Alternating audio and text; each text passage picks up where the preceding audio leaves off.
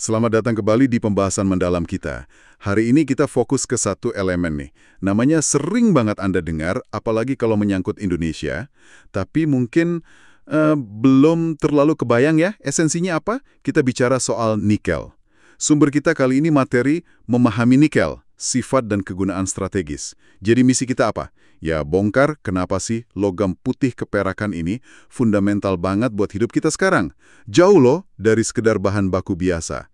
Kita lihat sifat uniknya, terus gimana itu jadi aplikasi penting, bahkan mungkin di benda yang lagi Anda pegang sekarang. Oke, mari kita gali lebih dalam. Ya, nikel ini memang menarik sih. Kalau dari sisi kimia, dia itu logam transisi. Nah, posisinya di tabel periodik itu yang bikin sifatnya jadi istimewa gitu. Warnanya putih keperakan, lumayan keras tapi ya bisa dibentuk juga.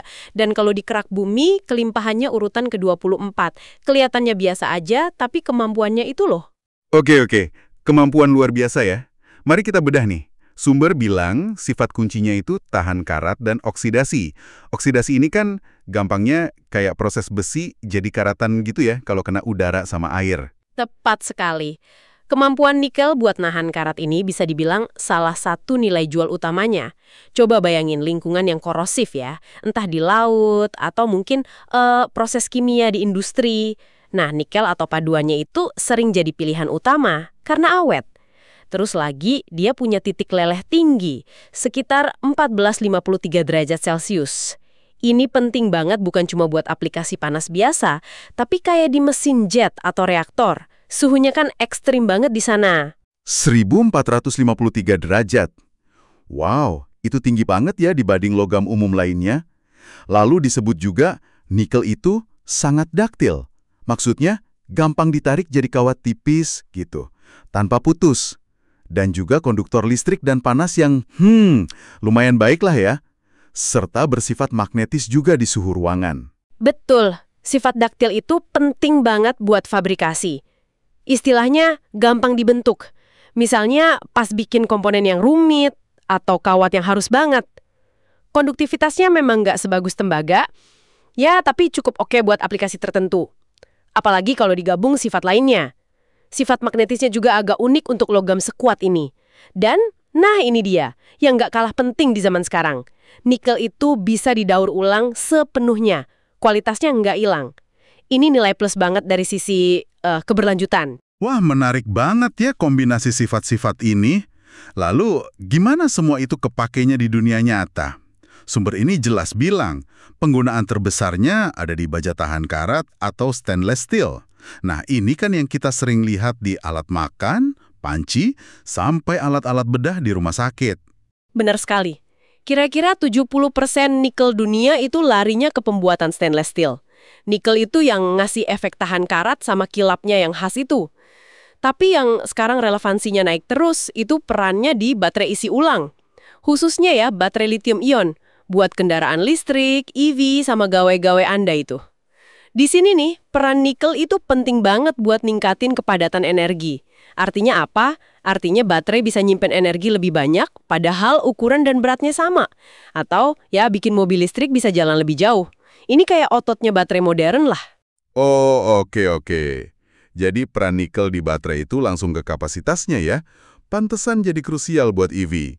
Nah, selain dua itu, sumber ini juga nyebut pelapisan anti karat atau electroplating. Ini kayak ngelapisin logam lain pakai nikel tipis gitu, biar tahan lama terus kinclong. Kayak di bemper mobil atau keran air gitu, bukan? Tepat. Itu memanfaatkan sifat tahan karat sama ya estetikanya juga. Terus ada lagi paduan logam atau alloy. Ini campuran nikel sama logam lain buat bikin material super. Bayangin deh, turbin pesawat terbang. Itu kan harus tahan panas sama tekanan yang gila-gilaan. Nah, disitulah paduan super basis nikel ini kepake banget. Ada juga yang buat koin di beberapa negara, karena awet.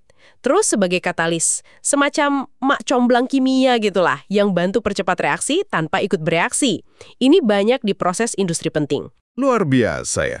Ternyata dari dapur, ponsel, mobil listrik, sampai mesin pesawat, ada sentuhan nikel di mana-mana ya. Gimana sifat dasarnya? Tahan karat, kuat, konduktif, bisa dibentuk, bisa nyambung ke kebutuhan yang beda-beda banget ini. Menarik sih. Justru itu inti kekuatannya nikel. Kombinasi sifatnya itu serbaguna banget. Jarang loh ada logam yang nawarin paket selengkap itu. Sumber ini juga, nggak lupa nyorot fakta geopolitik yang penting. Indonesia itu punya cadangan nikel terbesar di dunia. Ini jelas nempatin Indonesia di posisi yang sangat strategis.